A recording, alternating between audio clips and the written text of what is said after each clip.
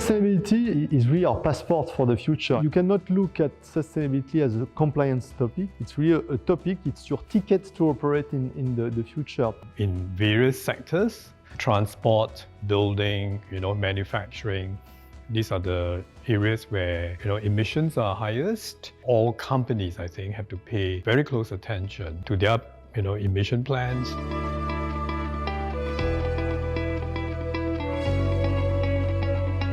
New ideas and new applications of existing technology to drive out waste, to drive out carbon, and enable companies to do more with less carbon. So first is innovation, and two is about information. Digitization of the supply chain allows you to understand the improvements you're making.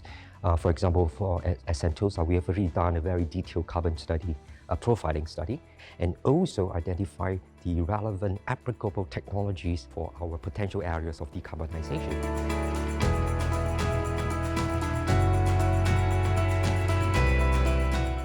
Whether it's sharing challenges or the roadmaps people may have, it's a great learning opportunity. So that's the way we see our mission at Schneider Electric, is helping this entire ecosystem to become more sustainable and providing tools, support, consulting services and technological solutions to help them to achieve their goal. But the good news is really it starts to be top of mind everywhere. It's good to see that green, sustainable is top of mind from government. So we have really to work hard with all those stakeholders to help them to move the needle.